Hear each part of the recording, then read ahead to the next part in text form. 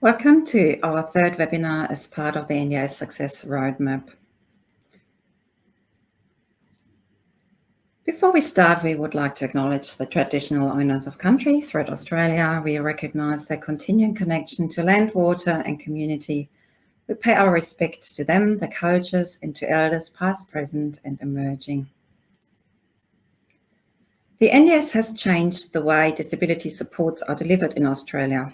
People with an NDIS plan can choose where they purchase services from and how much services they receive.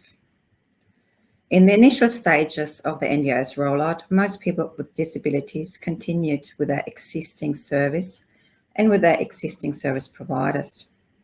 In recent years, new services and new ways of service delivery have emerged, and people are now making more informed choices. NDIS participants now choose more flexible, responsive and diverse services. Innovative services are emerging, also sparked by the COVID-19 pandemic. Therapies and even group activities are now available via teleconference. NDIS services need to be effective, beneficial and desirable. They need to create value and positive outcomes for NDIS participants. Welcome to the Service Design webinar. My name is Dr. Ellen Schuler, and on behalf of the CBB consulting team, I would like to welcome you to today's webinar. Today, we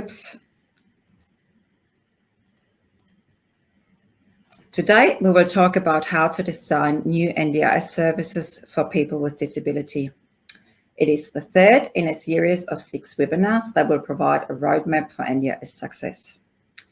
In the first webinar, we provided an insight into the fundamentals for success within the NDIS market. Who gets an NDIS plan, what is funded, and how the funding can be spent. In the second webinar, we talked about the importance of understanding the market you want to operate in. What is already on offer? What are your competitors doing? What are unique strengths and your advantages? If you haven't had the opportunity to watch the webinars, you can find them on the CBB website. Watching all webinars will maximize your learnings. We also recommend that you work through all the activity worksheets. There is one activity worksheet for each webinar. And we have also compiled a template which will help you to work through all essential questions that will help you develop a business plan. On our website, you will find lots of additional information and useful links. In our next webinar, we will look at NDIS compliance requirements. We will talk about registered providers, but also non-registered providers. Webinar 4 will be about quality, compliance, and risk. The fifth webinar will look at how you can position your product or service in the NDIS market and how you can promote your services. In the last webinar of the series, we will explain the importance of understanding and analyzing your potential revenue and associated costs. Financial viability and sustainability is critical when operating in the NDIS. It is absolutely impossible to cover every detail in depth in a short webinar, and surely you all will have questions after watching the webinars. Please use the Facebook group to ask questions or to give us some feedback. It has been fairly quiet on the Facebook page, and we would really love to get a bit more activity happening and maybe some discussion among providers as well. So if you go on Facebook and enter CBB NDIS Success, you will find the group. Alternatively, you are absolutely welcome to email us at ndis@cbb.com.au. We will try to answer all your questions in our next Q&A session, which will actually go live next week, which is the 8th of September. So what will we cover today in today's webinar? First, we will discuss how to design an effective NDIS service. Sometimes we start with a vague idea, what service we want to offer, and at times we already have a well-defined idea. No matter how well-defined the idea is, we will explain how important it is to ask a range of questions that will help you design the service. Who are your customers? Where are your customers? What services or supports do they need and want? And what services or supports can they actually purchase with their NDIS funding? In the second part of today's webinar, we will give you an insight how to plan the NDIS service delivery. We will look at the key elements for successful service delivery. We will talk about human resources and other resources that you will need to deliver the service. We will talk about analyzing the setup costs and the ongoing costs and the need to establish really good systems and processes. As mentioned, there is an activity workshop for this webinar.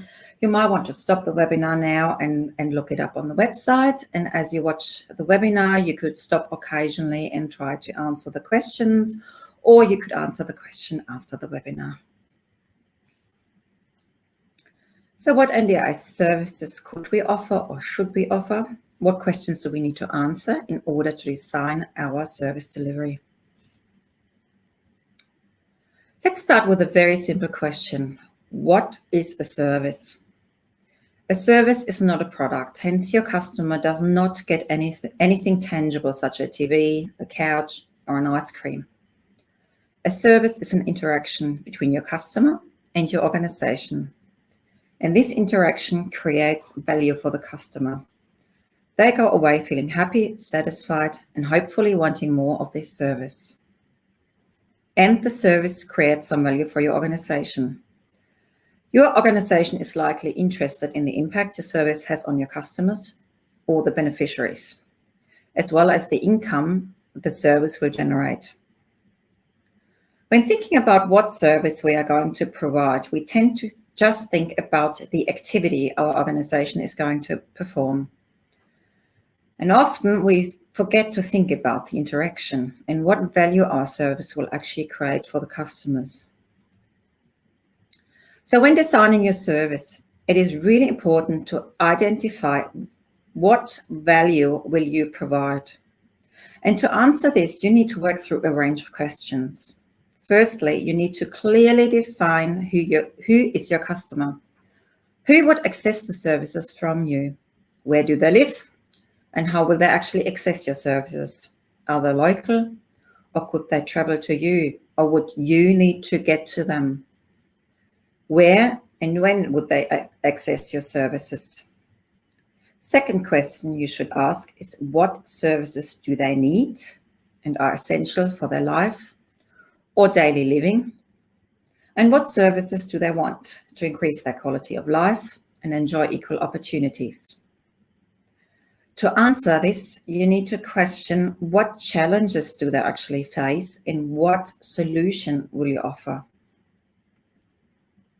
By answering these questions, you will identify what value your customer will receive by assessing your services. The last and very important question is what funding is actually included in the NDIS plan, and can the customer purchase the service from you? To help answer all these questions, it is worthwhile to look at service design methods and tools for problem solving. First, we need to research our customer and the market. It is essential that we empathize with our potential customer, that we listen to multiple views, and that we seek possible solutions. We need to generate different service ideas and review potential opportunities. Which of the opportunities utilizes our strength, our capabilities, our existing relationships? Which of the opportunities creates the most value for our customers? Which of the opportunities is easy to implement and is likely to be successful and viable? And which of the opportunities could we deliver differently to what our competitors are actually doing right now? Once we have our service idea, we need to go back to the start and test it against our research and what we have learned about our customers. Let's discuss each of these activities in a little bit more detail. In our second webinar, we explained the importance of research and how to gain an understanding of the market. We should always start from a base of understanding our strengths and our competencies. What are we good at? And what are the market opportunities? We provided an overview of the current state of the NDIS market. What does the NDIS market data tell us? what is the profile and the growth of NDIS participants, and the number of existing providers.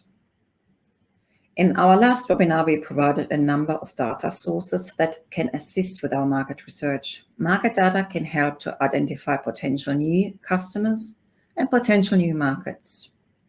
We can also have a look at our competitors. What are they offering? And what is actually missing in our area? What are current service gaps? In webinar 2, we introduced the ANSOF matrix, which can help with the decision of how to establish new services or grow your services. Maybe there's actually no need for a new service, but there is need for more of the service you're already providing. Your existing service is well perceived, and you find out that there are many more people in the area who could access services from you. This is an opportunity for market penetration, which is in the bottom left of this matrix. By providing your existing services to new customers or providing more of the same service to existing customers, you are offering the same or even more value to more people. Let's imagine you are an organization providing vehicle modification for people with disabilities in and around Perth. In your market research, you could find out that many more people in your area require this service and have funding for vehicle modification in the NDIS plan, but they simply do not know about your service. You could provide your services to them. Or you are offering NDIS group supports to a small number of NDIS participants, and you find out that there are actually many more participants in your area, and you are actually the only provider offering such a service in your area. So there is the opportunity to offer the service to more participants. Your research can also reveal opportunities for market development. You can find this on the top left of the matrix. Let's say vehicle modification is your key competence and you find a region where no one is offering this service. By hiring a workshop in Margaret River, for example, you could provide vehicle modification to people who are funded for this service, however are unable to travel to Perth. This is, of course, only worthwhile if there will be enough people in Margaret River who are funded for the service.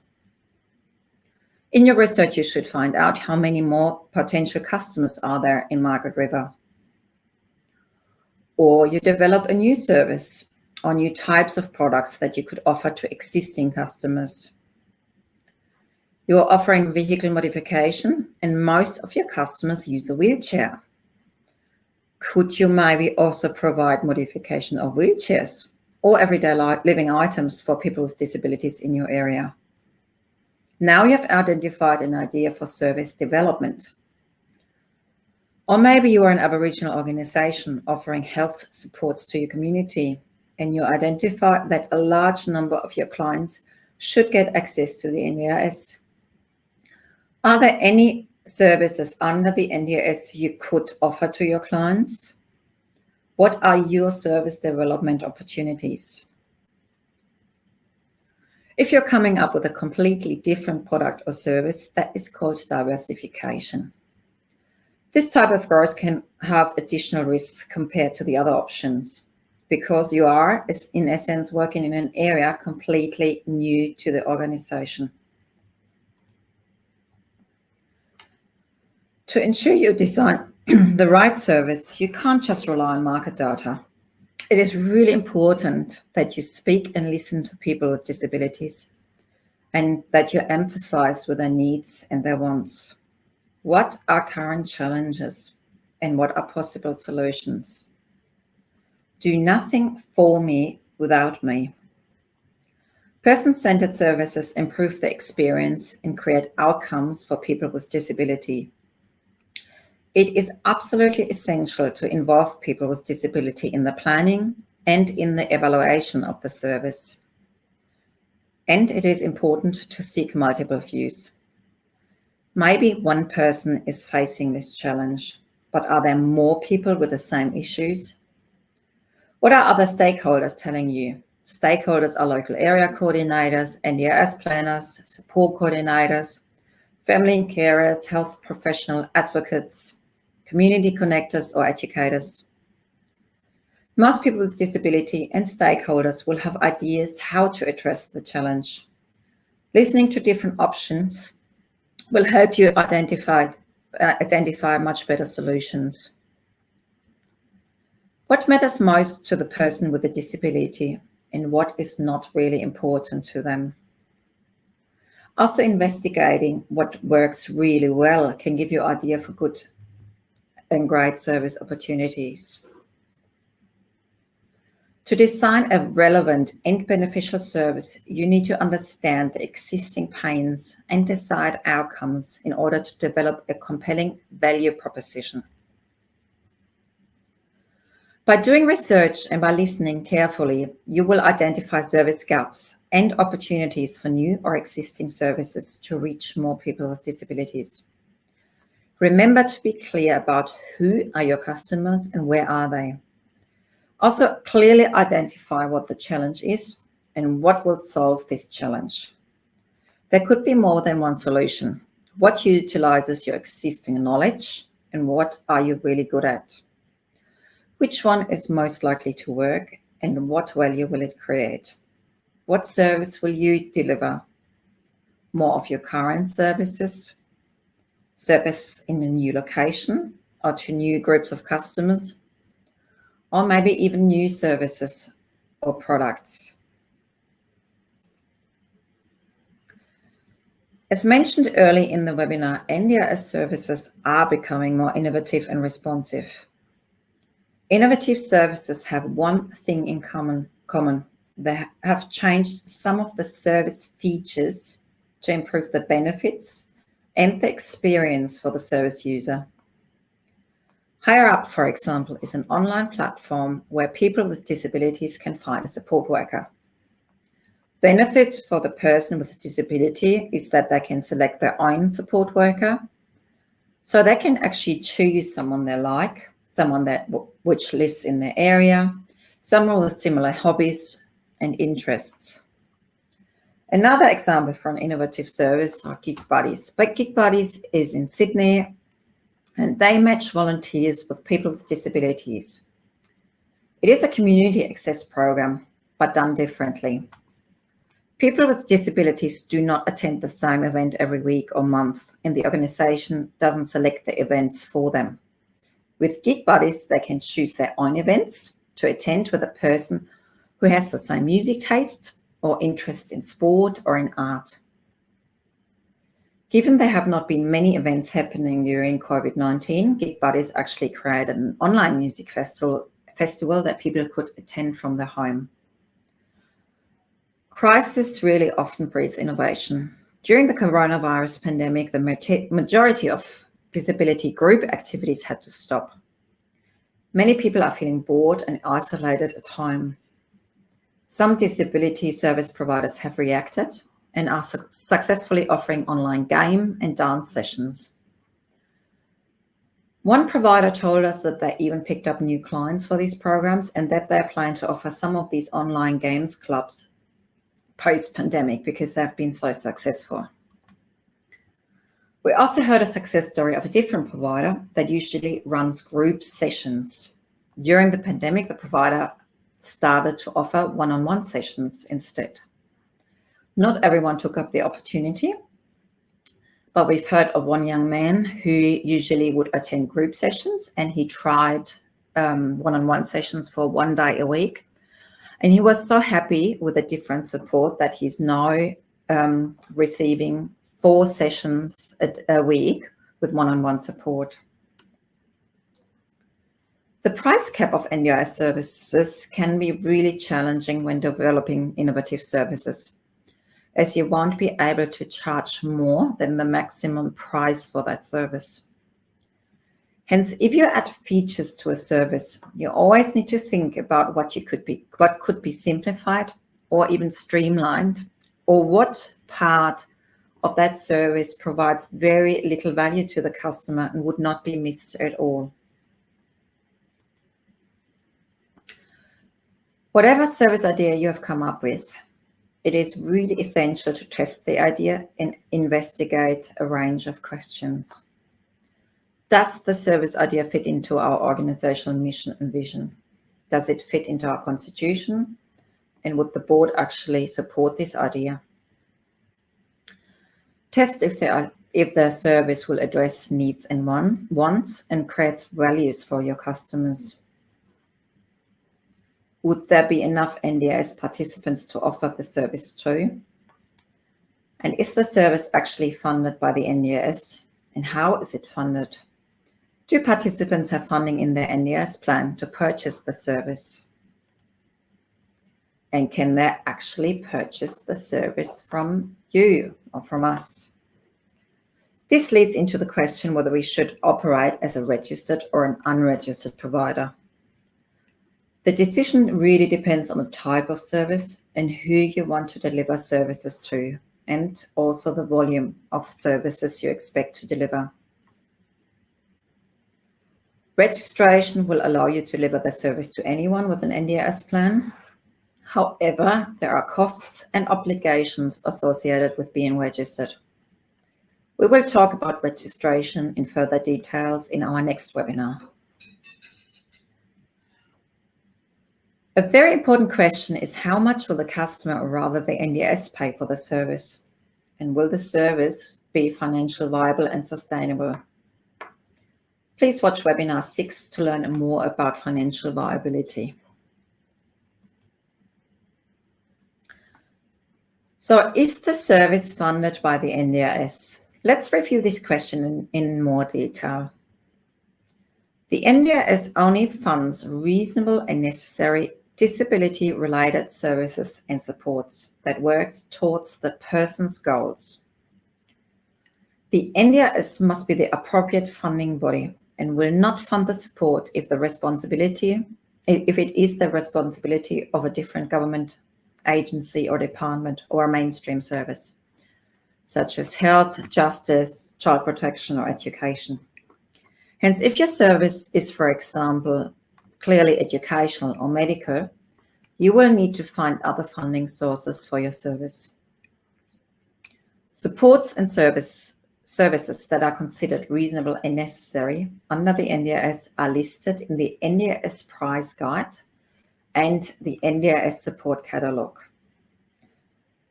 The support catalogue lists 15 different support categories. Each support category defines a different purpose of support. This purpose can be achieved through a range of services that are listed in each support category. The category Assistance with Daily Life, for example, lists services for assistance with personal care, self-care, or household tasks. The NDIS price list or support catalogue lists the maximum price for each service and also the funding rules for the service. The rules determine how the service can be charged and can be paid for. The maximum price differs if the service is provided in a metropolitan area or in a remote or very remote area. So if you're planning to offer an NDIS service, it is absolutely essential to check the funding category of the service and how it best fits within the NDIS price guide. How much will the NDIS pay for this service? It is probably becoming obvious that through what we've talked about already, that you will really need to understand the costs of providing your services. The money you can charge for the service needs to cover all the costs incurred in delivering the service, both the direct costs and the indirect costs. This can be challenging if you only support a few clients, or if you need to hire extra staff, or if you're planning to deliver services in very remote areas where the cost for delivering a service is much higher. It is absolutely important to understand the funding rules, as there are a range of activities that you are unable to charge for. For example, if you are supporting a person to gain access to the NDIS, or if you're attending a planning meeting with someone to advocate for their needs, you are unable to charge for your time under the NDIS. You cannot charge for any services before an NDIS plan is approved. You can also not charge if the person's plan has no funding in the relevant funding category for the service. You cannot charge for any marketing activities or client intake meeting. The cost of administration activities such as staff rostering or invoicing are factored into the price of each service and cannot be invoiced separately. It is important to keep this in mind and monitor the time spent on activities that can't be invoiced. The NDIS price guide has many specific rules about transport and also cancellations. And it is absolutely important to understand these as they also tend to change from time to time. When or if the NDIS participant reaches a point when they have spent all the funds in their plan or the plan is about to expire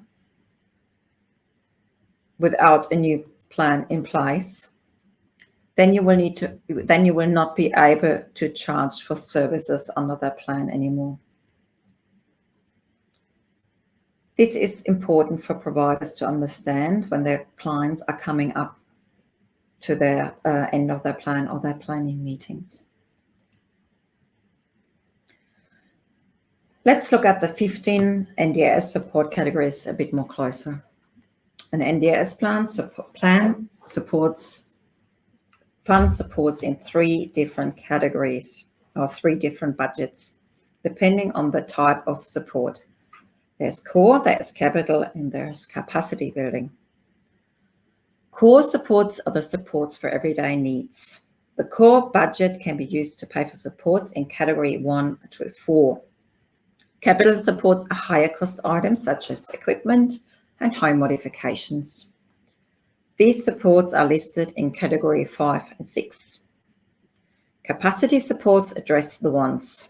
There are supports in category 7 to 15 to build independence and skills to reach long-term goals. The core supports in an NDIS plans are intended to help with everyday activities and disability-related needs such as personal care, keeping the home clean, or assessing the community. Support funding is provided in 4 different purpose or support categories. Assistance with daily life, category 1, includes personal care, domestic assistance, short-term accommodation, and supported independent living. Core also funds consumables, including low-cost everyday items like continence products, assistive technology, equipment to improve independence and mobility. Assistance with social and community participation includes access to community or centre-based social and recreational activities. Transport funding is provided to people who cannot use public transport to be able to go to work or any activity in the community such as shopping or going to your doctor. If the provider is transporting the participant to or from an NDIS funded activity, this transport can be charged from the same category as the NDIS activity. Most importantly, the core funding in an NDIS plan is flexible, which means people can spend their budget for any of those 4 supports, but not for any other supports. If you think the service you would like to provide fits into core supports, you will find the services in the support catalogue, starting with the number 1 to 4. The capital supports in an NDIS plan are intended to help with once-off or higher cost supports, such as assistive technology and home modifications. Assistive technology includes items like wheelchairs, communication devices, or vehicle modifications. Home modifications can include supports such as kitchen or bathroom works, the addition of ramps or rails, and other building work to increase your accessibility. To get this type of funding in the NDIS plan, it requires recommendation of a qualified professional and also a quoting process. This capital support category also includes specialist disability accommodation or SDA.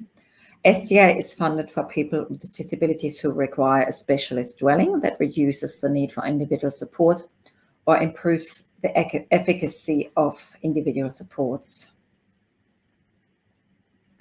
Capacity building is the third funding category in an NDIS plan and includes services and activities that help to build independence and skills to help reach the NDIS participants' goals.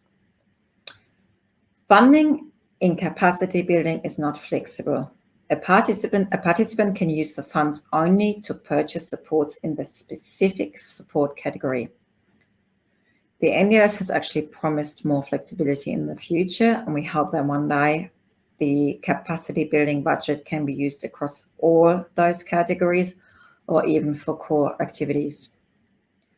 As mentioned at this stage, capacity building can only be used for the services that fall into the correlating funding category. There are 9 categories in capacity building. Let's have a very quick look at those. Support coordination helps NDIS participants to access supports, navigate the NDIS, and help participants to make the most of the NDIS funds. Less than 40% of NDIS participants are actually currently funded for support coordination, and often the funding is only included in their very first plan, and it is the expectation that the participant actually learns how to manage their supports in the future, which can be really challenging for some participants. Improved living arrangement includes supports to help find and maintain an appropriate place to live. Increased social and community participation includes development and training to increase skills that will help you to participate in community, social and recreational activities. Finding and keeping a job includes employment-related supports, training, and assessments that help to keep and find a job. Improved relationship includes support to develop a positive behavior support plan. Improved health and well-being includes exercise or diet advice to help manage the impact of the disability, but it does not include any gym memberships. Improved learning includes training, advice, and help to move from school to further education. Improved life choices is the funding category for plan management. It's a fancy name for it. So whenever you see improved life choices in an NDIS plan, it shows the budget is plan managed. So our plan manager helps to pay the bills and helps to monitor the funding in the NDIS plan. Improved daily living includes assessment, therapy, and training to increase skills, independence, and community participation. This can be delivered in a group or individual, so that funding category would be, for example, for a psychologist, for a physiotherapist, for an occupational therapist, or a speech pathologist. As explained before, the funding can only be used for a service within the funding category. So as mentioned, if a plan contains improved life choices, then the money can only be used to pay for a plan manager, and vice versa. If someone would like to engage a plan manager but has not funding in the improved life choices category, they will need to ask for a plan review. If a person wants to purchase therapy and the plan has no funding for improved daily living, the person cannot pay for the support from the NDIS plan. Now we know that the service is funded by the NDIS, and we have found the best service in the price guide and understand the maximum price for the service. But can the customer actually purchase the service from us? Whether or not the customer can buy services from us will depend on how the plan money is managed. If the money is plan or self-managed, the person can purchase supports from anyone offering the service. If the funding is agency managed, you can only offer the service if you are a registered provider. So which registration group do you need to apply for to deliver your service? There are a total of 37 NDIS provider registration groups, You can find a full list on our website. We have put together a list in alphabetical order and one in numerical order. For low risk supports, the provider registers with the NDIS Commission through an easier so-called verification process. And for more complex supports, a provider needs to undergo a certification process, which is more comprehensive and also more costly. We will explain the details in webinar 4. So which registration group do we need to deliver our service? In the NDIS support catalog, each service is listed with a unique identification number, also called line item number. This identification number identifies which registration group a provider requires to deliver the support. Each identification number is put together from 5 different numbers, and the third number in this sequence specifies the number of the registration group. Let's explain it with an example. You are going to someone's home to assist with showering and dressing. The support that best fits this service in the NDIS price guide and the support catalogue is assistance with self-care activities, which is a core support. On this slide, you can see the unique identification number for this support. The code starts with number 1, as the support belongs into support category 1, assistance with daily life, which is a core support. The third number in the code is the provider registration group. Registration group 107 is called daily personal activities. So if you're a provider wanting to support people with assistance with daily life, you will need to register for the registration group 107. The support catalogue lists the maximum hourly rate for this service, which is $54.30 per hour. As mentioned, you will find all these codes in the support catalogue and a full list of the registration groups on our website. Some NDIS registration groups can only deliver services under one support category. One example is, for instance, assistance with travel or transport arrangements. If you're registered for the group 108, you can only deliver transport. For some registration groups, you can actually offer services in different support categories. For instance, if you are registering for assistance in coordinating or managing life stages, registration group 106, you can provide services under 5 different categories, including assistance with daily life, which is a core category, or for instance, support coordination, which is a capacity building category.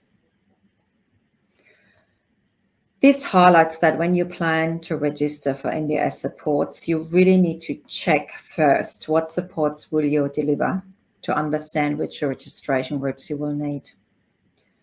If you're an existing NDIS provider and you want to start new services, make sure you have the right registration groups, or you might have to apply for these.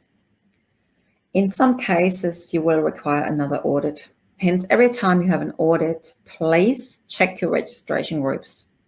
Are they still relevant, or do we actually need any new ones? Let's revisit the provider of vehicle modification in Perth and test the idea to open an additional garage in Margaret River. Growing the service would definitely fit into the existing mission and vision. Is there a market for the service? Yes, the provider has received many requests from Margaret River. Potential customers have indicated that they would prefer a local provider, and the data shows that there are significant numbers of people with mobility issues in Margaret River. The competitor analysis shows that there are no other local providers for vehicle modification.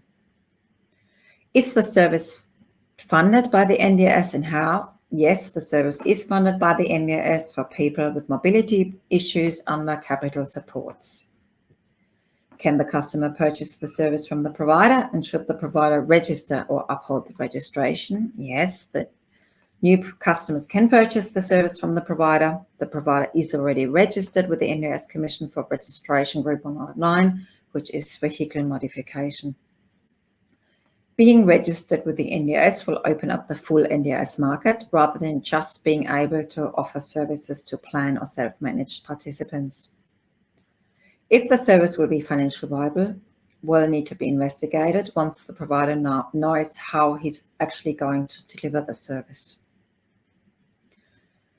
So it's now time to revisit the opportunities you have identified to start or grow your NDIS services. Think about who you will support and where will you provide your service. What challenge will your service address and why will it provide a solution?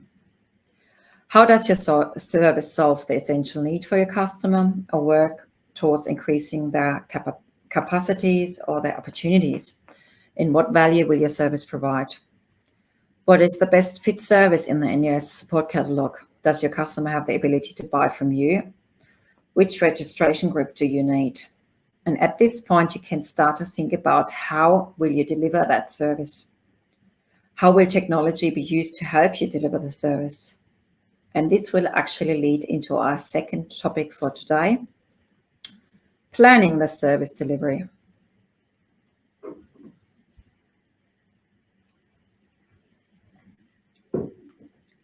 To design and plan the service delivery, we need to answer the question, how will we work with our customer and how will we deliver the service? There are several aspects that need to be considered when planning the service delivery under the NDIS. First, we will need to look at the necessary resources. Unless you're a sole trader, you will need some human resources to deliver the service, and you will also need some staff or contractors that support the service delivery. You might need facilities and some equipment. Technology can make your life easier, potentially in the direct delivery of services or other systems to support the delivery of services, such as staff rostering or the record keeping of your customer information. Obviously, there are costs associated with both setting up the service and ongoing costs, and it is really important to review those costs. And you will require really good systems and processes, both for the direct service delivery and for all the support roles. Let's have a closer look at each of these key ingredients. Human resources are the most important resource in every organization. When you start services or grow your services, you will need to match the client demand or the units of service with the staff resources to be able to perform the services you are committed to. Who will be delivering the service and who will support the service delivery in the organization? What activity area will each staff member be working in? What skills and experience do they need? What qualifications and accreditations do they require? How many staff members and staff hours do we need for each unit of service? Remember, the NDIS service is charged by the hour of direct service delivery. Hence, you earn NDIS income for the time that staff are working with a client. It might sound really great that a staff member earns $30 an hour and can be charged at $90 an hour. However, if that staff member only offers 2 hours of support during the day, you will not cover the cost of that staff member. The cost of the salary will exceed your income. For core supports, the NDIS price policy expects that 90% of staff time is actually chargeable. This is only possible if you attract enough clients or if you hire the staff member part-time or casual. If you're planning to hire new staff members on a full-time basis, you should consider how many customers you would need for the staff member to be actually busy full-time. For example, a full-time support coordinator could look after 35 to 40 clients per year, and you would be able to cover the costs if that support coordinator works at about 80% chargeable time after leaving 20% for training, administration, leave, public holidays, and other activities. Also, if you would manage to sign up 4 clients a week on average, which is actually a lot, then you would need to bring in a full-time staff member every 10 weeks to support the new clients. No matter if you plan to work as a registered or a non-registered provider, you want to employ people that are skilled, knowledgeable, and committed to your organization's practices and your values. Your staff will be working with people with disabilities, hence they need to have an interest in working with people. They need to have a positive attitude and they need to have good listening skills and communication skills. Your staff needs to be able and enthusiastic to deliver the services in an appropriate and in a supportive environment. Finding the right match for your team is one of the most important factors in successful service delivery. There are also a number of compliance aspects which are very important to get the recruitment right. You should always check the relevant award for the role that you need to recruit and employ. This will help to ensure that you've allocated the functions to the right level within the award and helps you to determine the appropriate payment and the appropriate conditions. You also need to check the disability worker screening rules in your state. The NDIS Safeguards Commission is planning to introduce a national worker screening database that was actually expected to be introduced 2 years ago, but it was delayed. And now it's been promised to be implemented in February 2021. If you're planning to work as a registered provider, you must review the requirements for qualifications for some services. The NDIS Quality Safeguards Commission has published a document outlining the qualifications required for registration groups that require verification. At this point of time, there is no comparable information for certification. However, we know that auditors actually apply the verification standards for providers undergoing certification. We will discuss the requirements for both processes in more details in webinar 4. It is really important that you have a good induction program in place for any service delivery. Staff of a registered provider also need to complete the mandatory worker training. You can find a link to that training on the NDIS Commission webpage. It is a very worthwhile training module and it is actually free to use, free for workers. If you want to recruit new staff and deliver your service, it is worth considering how you will attract and recruit actually the right staff. It can be difficult to find people with professional experience. However, for some roles, the attitude or maybe lived experience through family members with disabilities can be extremely valuable. You may also want to include someone with a disability in your selection panel to get some insight into how the person interacts and communicates in the interview. If you're recruiting a large number of new staff or if you expect high staff turnover, it is particularly important that you have efficient recruitment and selection processes. Recruitment agency can, of course, take the burden off, but that can come at a cost.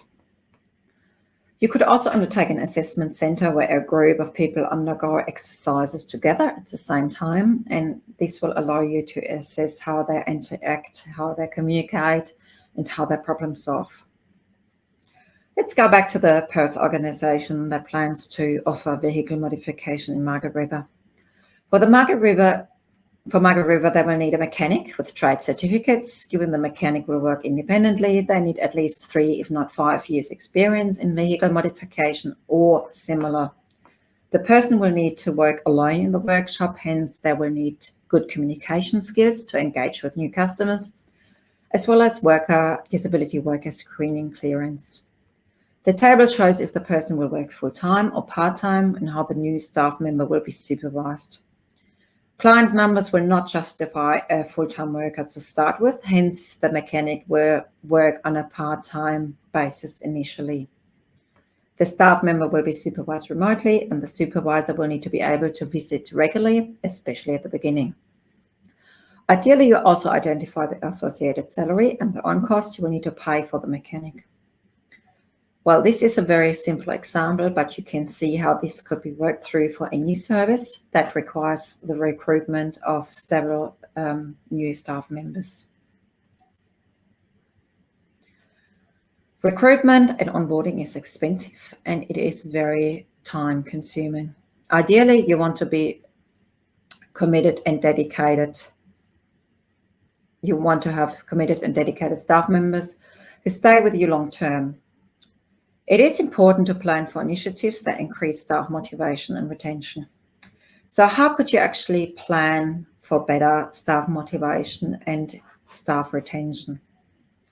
Firstly, you might want to invest in building a positive, aligned and engaged workforce. Good communication, effective support, and active involvement in decision-making can contribute to a positive work culture.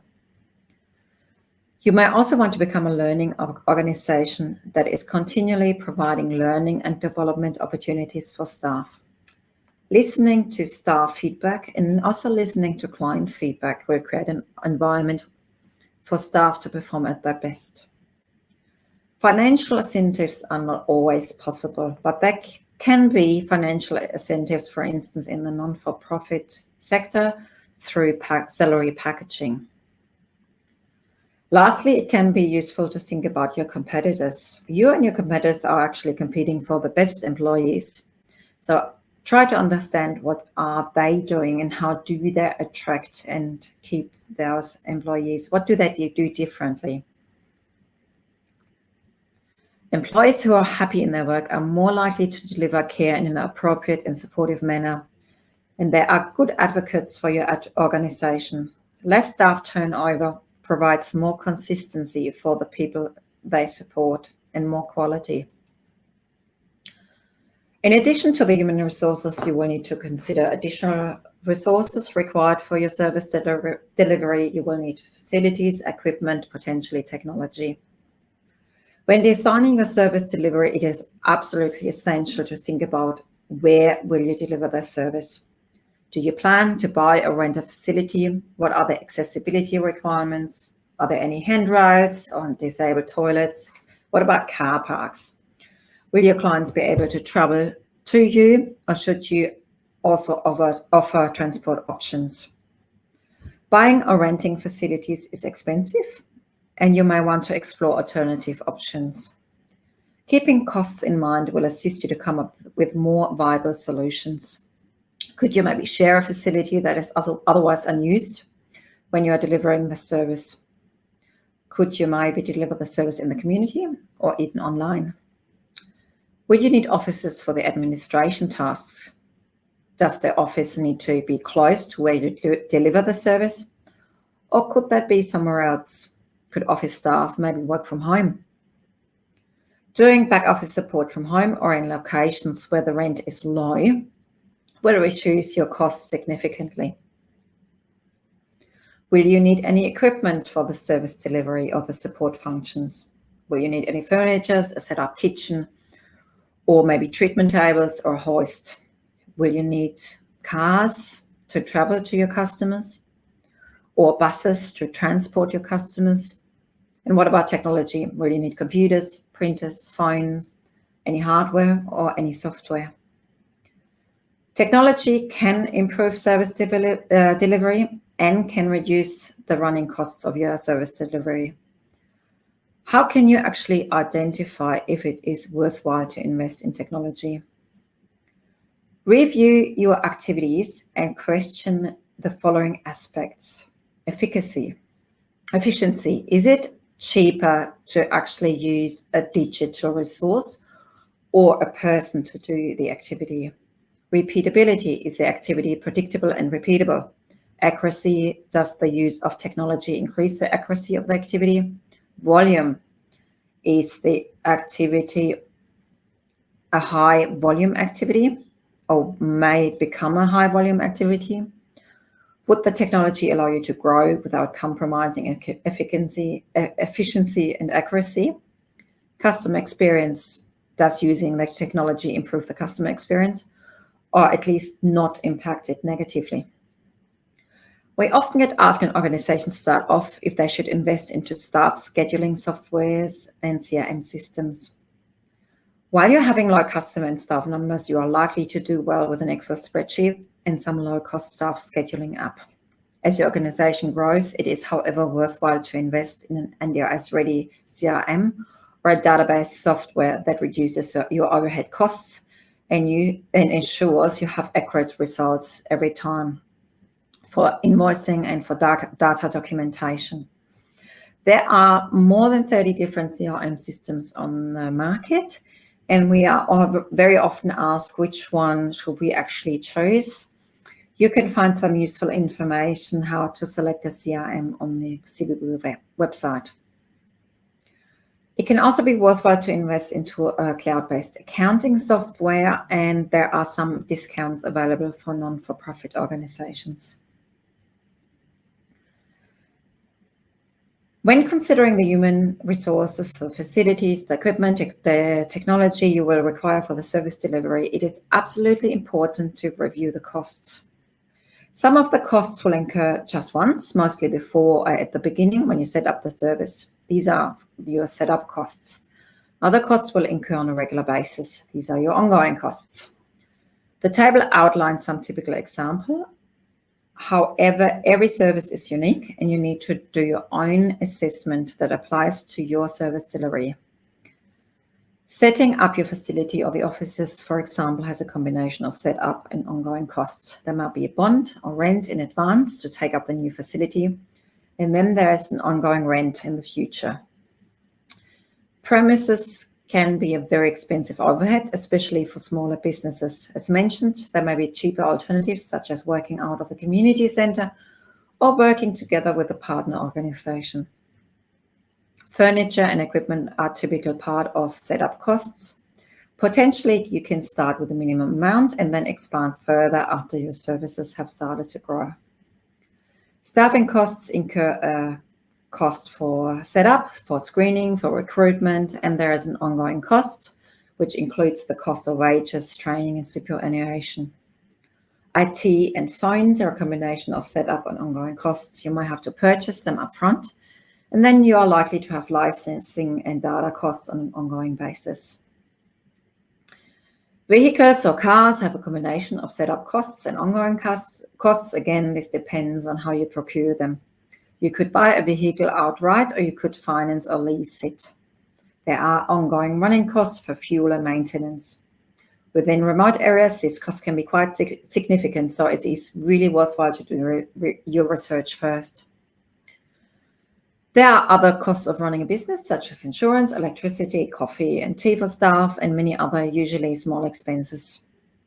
You may also want to include consulting fees or legal advice and accounting support.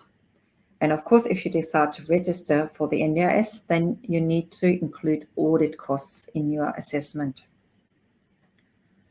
You will incur setup initial costs upfront, and you need to consider if you actually have the necessary funds to pay for these costs before you generate an income with your services. Remember that the NDIS pays in arrears. There will always be a time gap between the service delivery and the payment, and the provider will need to manage the expenses and the cash flow well to be able to bridge this gap. The cost of the service delivery of the service needs to be covered by the revenue what the participant may or will pay for the service. The volume of the work and the service will be variable based on the customer demand. For the time where your staff does not deliver any service, you may still be required to pay for the salary. This means that providers will need to put in effort and time into managing schedules to ensure that the staff rostering is matched to the demand from the client seeking the service. With each unit of service delivery comes an administrative task. The more services you deliver, the more administration and finance activities you need to perform. As you can't charge for these separately, it is really important to establish effective systems and processes in your organization. Every organization needs systems and processes to function effectively. Systems ensure that your customers will have a good experience and that the organization works effectively, addresses regulatory requirements, and minimizes risks, and that work is done consistently each time. Effective systems will support your direct service delivery and each step of your NDIS that the NDIS customer goes through when receiving your services from your organization. There is always an entry process when your new client signs up and an exit process when your customer moves on. The core systems need to work well to ensure your customer have a positive experience during each step along the way. The supporting systems are the business functions that support the service delivery. They need to be designed and scaled up for the size and the nature of your business. They include finance, accounting, marketing, promotion, invoicing, debtor follow-up, recruitment, employee screening, training, performance management, finance, and risk management. Given you're delivering services under the NDIS, you really need to understand the NDIS business process, and this process needs to work well and seamlessly. You are advised to have a service agreement that clearly outlines the supports and the costs of these supports, your responsibilities and the responsibilities of your client. We will discuss service agreements in more detail in our next webinar. You will also need a range of policies in relation to how you will provide safe and respectful services, how your staff prevents abuse and neglect, how customers can comply, incident management, and for risk management. We will discuss these also in webinar 4. You will also need to establish an effective system to schedule your staff, how services will be recorded, how you collect this information, how you will invoice for the service.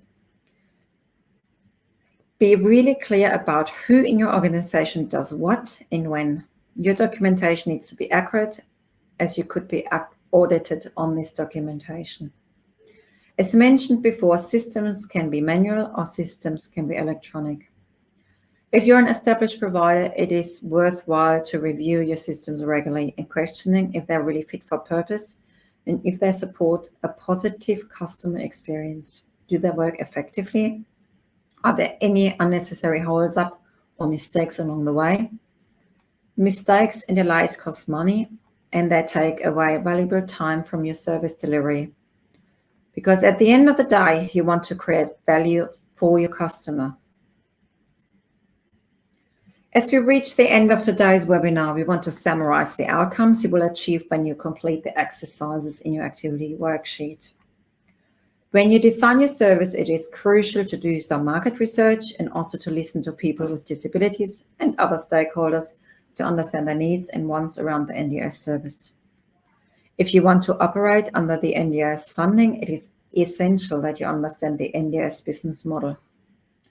You need to spend time to read and understand the NDIS price guide, registration categories, and the maximum charge for your service delivery. Whatever service idea you have come up with, you need to test it. Does it fit into your vision and mission? Does it address needs and wants? What value will you offer? Is there a market for the service? And is the service funded by the NDIS, and how? But what if you have identified a need and you have come up with a really good idea, but the NDIS will not fund the service, or the hourly rate is unlikely to cover the costs? You may want to regularly check out grant programs. There have been numerous grant opportunities in the past for organizations who want to create opportunities for people with disabilities or who want to increase their skills and knowledge. The Information Linkage and Capacity Building, or ISC grant program, for example, has funded many programs for people with disabilities. Due to COVID-19, there have been less grants available, and funding is hard to come by at the present. However, we hope that there will be more grant opportunities in the future. Philanthropic funding or donations may offer a possibility to set up new programs or services. Alternatively, your future clients may be able and willing to pay for your services. Or your organization is delivering a profitable service at the very moment, and you could use the income to subsidize a less viable but very important program or service. In the second part of today's webinar, we looked at what we need to consider when planning your service. We discussed human resources, facilities, equipment, and technology. There are costs associated with both setting up the service and on an ongoing basis, and it is important to analyze these. So what could you do if you think your service will not be profitable under the NDIS?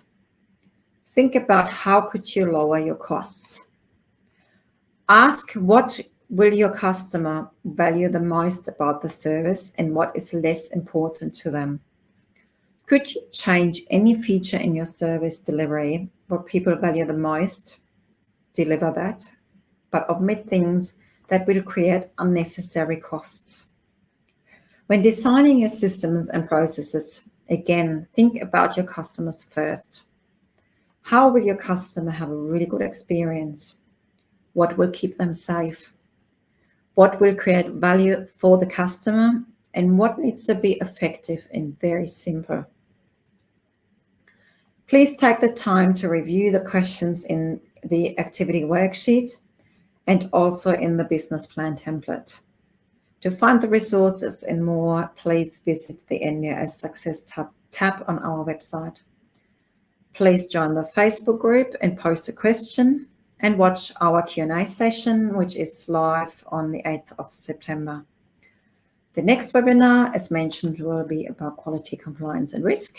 In this webinar, we will talk about the quality and safeguard rules and regulations and the requirements for registered providers, but also for unregistered NDIS providers. The quality, compliance and risk webinar will go live on the 15th of September, and the Q&A session for that webinar will be on the 22nd of September. Thank you for watching today's webinar, How to Design Your NDIS Service. Good luck with designing your NDIS service, and I hope to see you again next week. Bye for now.